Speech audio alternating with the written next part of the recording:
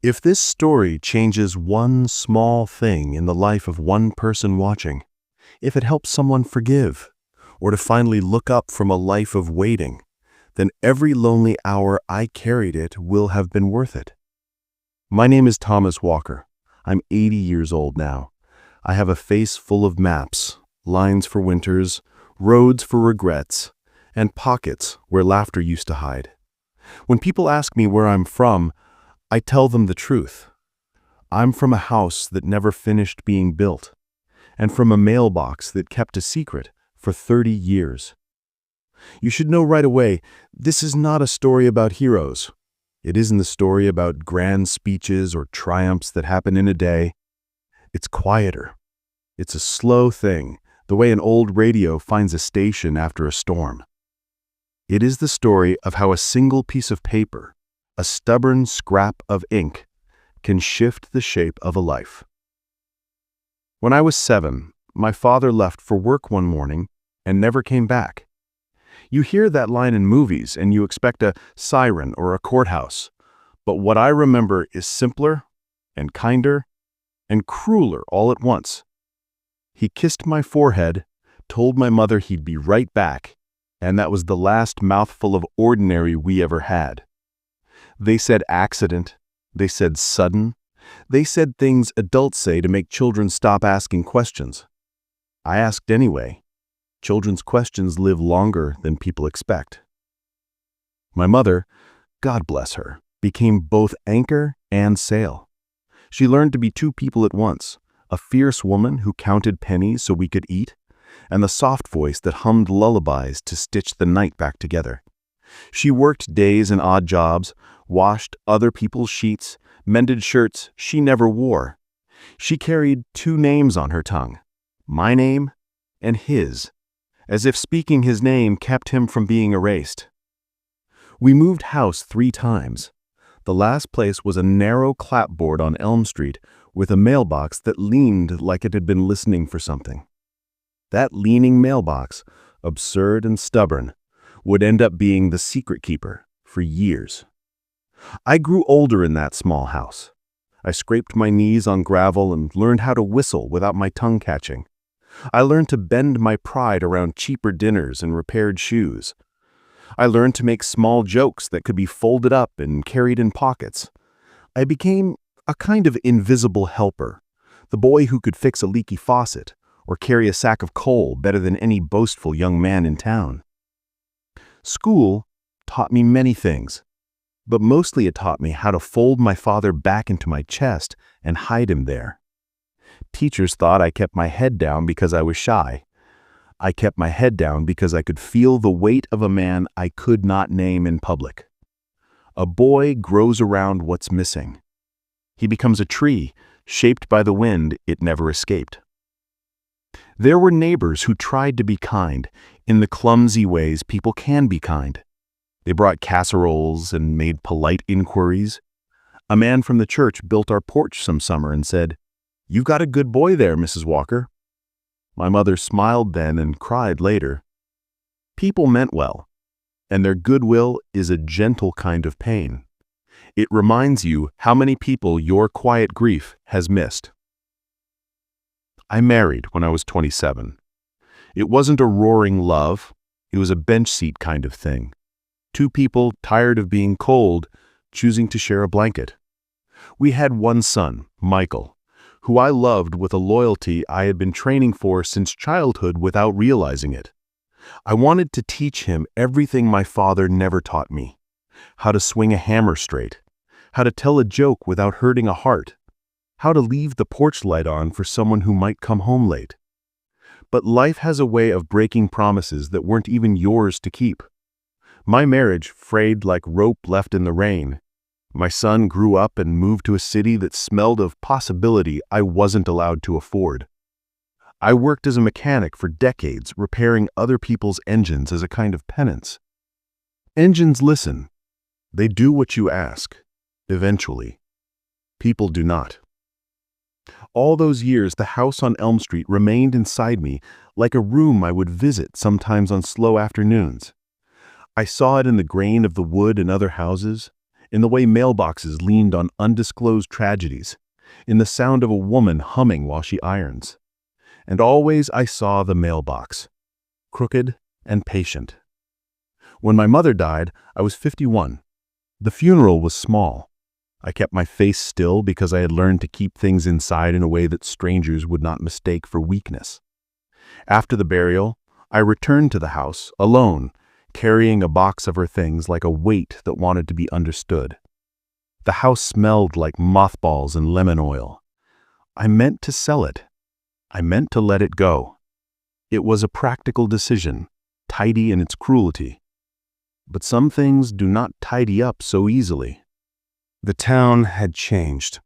The hardware store where I learned to read the heft of a nail had been supplanted by a coffee shop whose baristas wore smiles as if training them on wrists. The post office was a smaller version of itself, beige and efficient. I had to call the bank and the lawyer and the man who promised he could get me the best price if I signed papers with a hand that trembled unfamiliar to me. The paperwork blurred, the house blurred, the memory of my mother's laugh sat behind glass like a picture I couldn't quite reach. It was while clearing drawers in the back bedroom, a room that knew the way children's shoes smell even after decades, that I found the key, a small brass key tied to a faded ribbon. There was no note, just the key, heavy with a mystery that felt almost like mercy. I tried every lock I could think of. It fit nothing I expected. The attic door gave way to mothballs. The bureau welcomed my hand and spit out yellowed bills. I found articles, a school report card with my name on it, a tiny plastic soldier with its head chewed off, a photograph of my father standing with a grin that made him look like a boy making trouble.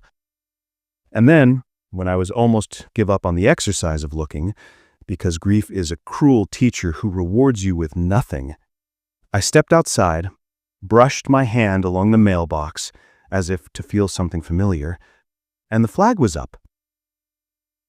There inside, wrapped in a stiff envelope browned at the edges, was a letter addressed in a handwriting I had half remembered and half invented in dreams. My name, written as my mother used to write it, with that small loop on the T she favored. I remember the breath leaving me. I remember thinking the world had made a mistake and then realizing some mistakes feel like gifts God forgot to label. I didn't open it that night. What would the ink say that could fix 30 years? What words could perform such impossible surgery on a life? I laid the envelope on the kitchen table beside an old lamp and sat staring into the low yellow light until dawn.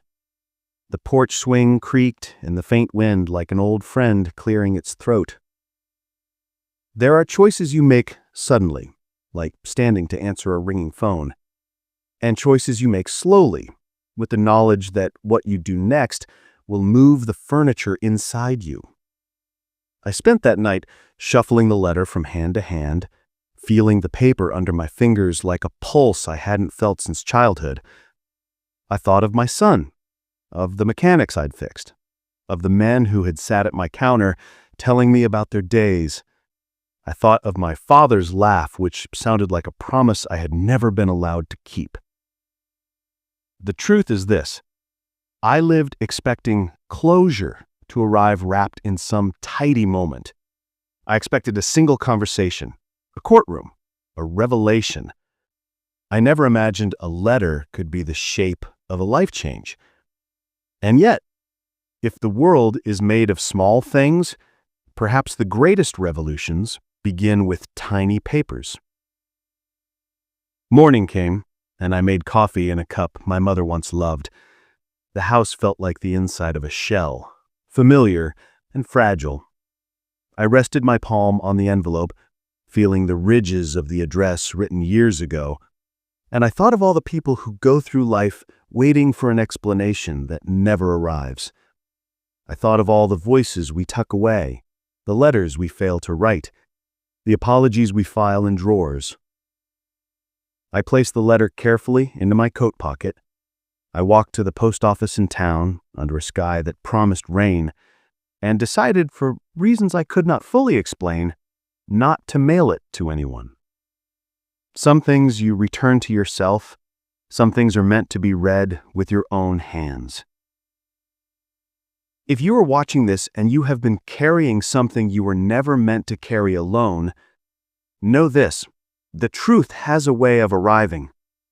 It may be late, it may be in bad handwriting, it might be sitting in a mailbox waiting for you to notice a flag that has been up for years. But it comes. As I walked back across the cracked pavement to my small house, the envelope warm against my side, I realized the shape of what might come next. It would not be neat, it might not be easy, but it would be real. I tell you this now because when I open the letter, I will need a place to put what I find. And because if you've lived long enough, you'll understand that some doors only open once we learn how to knock with gentleness. The letter waited in my pocket as if it knew the world was about to change by the width of a page. I held the letter for a long time before I opened it. My hands were shaking. My heart felt heavy. The handwriting was old, familiar, my mother's. I hadn't seen it in over 50 years. "Thomas," it began, "if you're reading this, it means I'm gone.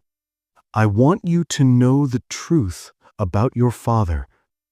I froze. The air around me felt cold.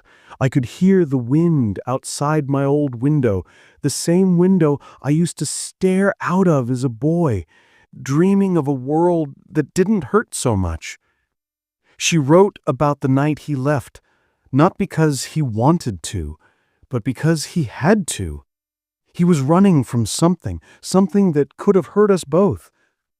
For years, I believed he abandoned me. I built my life around that pain. Every success, every failure was me trying to prove I didn't need him. But I held the letter for a long time before I opened it. My hands were shaking. My heart felt heavy. The handwriting was old, familiar, my mother's. I hadn't seen it in over 50 years.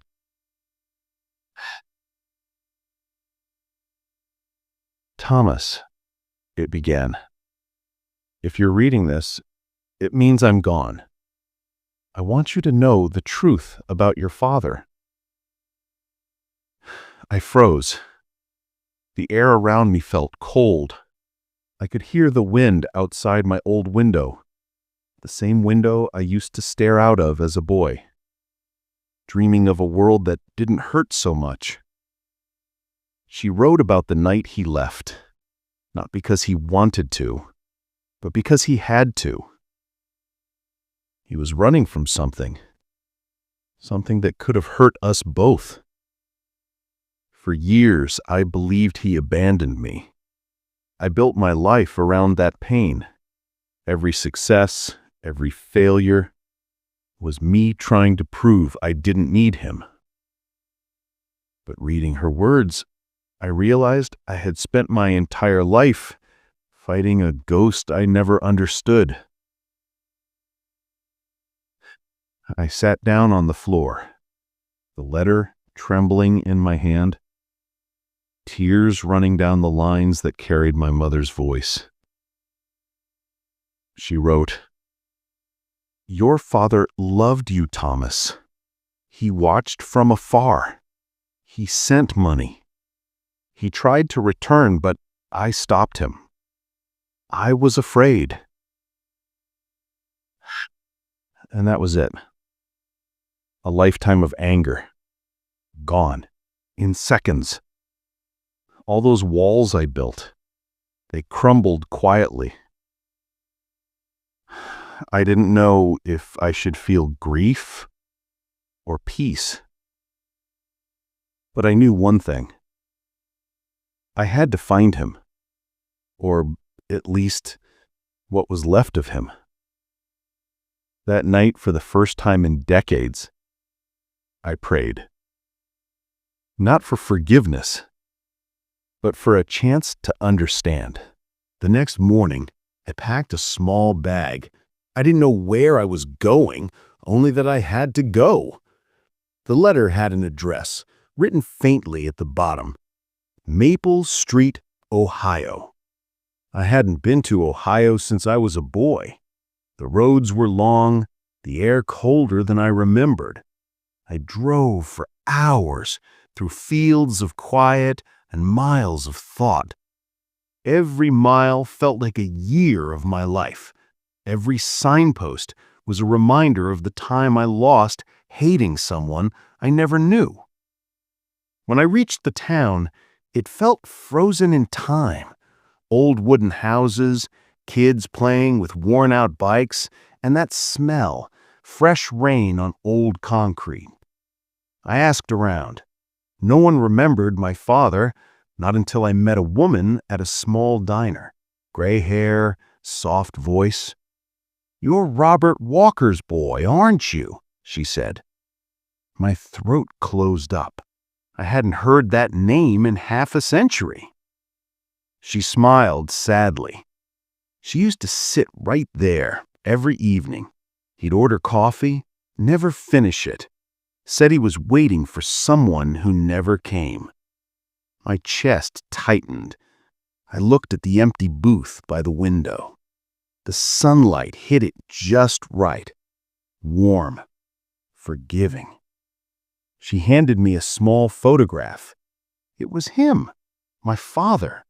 Older, thinner, but the same eyes I saw in the mirror every morning. "He passed away last year," she whispered. "He left this behind. Told me if a man named Thomas ever came looking, to give it to him." I took the envelope with shaking hands. Inside, a single note. "My son, I never stopped waiting. If you're reading this, it means I finally found you." For a moment, the world went silent. The hum of the diner, the noise of passing cars, it all disappeared. And in that silence, I heard his voice. Soft, proud, forgiving. I realized then I had spent my life chasing success, but all I ever wanted was to be seen by the man I had become. The son he never stopped loving. I came back home a different man. Not younger, not stronger, just lighter. The weight I had carried my whole life, it was gone. I sat by the window that night, the same one I'd watched as a boy, waiting for a father who never came. Now I knew he always had, just in ways I couldn't see. I placed both letters side by side on the table, my mother's and his. Two halves of a story I had spent a lifetime trying to understand. I whispered, "It's okay now." The words felt strange, but peaceful. For the first time in years, I didn't feel alone. Outside, the wind moved gently through the trees. Somewhere in that quiet, I felt them, both of them. Not as memories, but as warmth. All the money I made, all the people I met, none of it compared to this silence. This moment of truth. If I could speak to the boy I once was, I'd tell him, stop searching for love in the pain. It was always there, hidden in the waiting. Now I'm an old man. People say I've lived a long life. But really, it feels like I just started living today. I've learned something that I hope someone out there hears, that forgiveness isn't about them. It's about you. It's the bridge between the person you were and the one you still have time to become. So if you're watching this and you've got someone you can't forgive, someone who left or hurt or disappeared, forgive them anyway. Because the only thing heavier than pain is carrying it your whole life. I looked at the stars one last time before closing my eyes, and in the quiet of that moment, I smiled. Somewhere, I knew they were smiling back.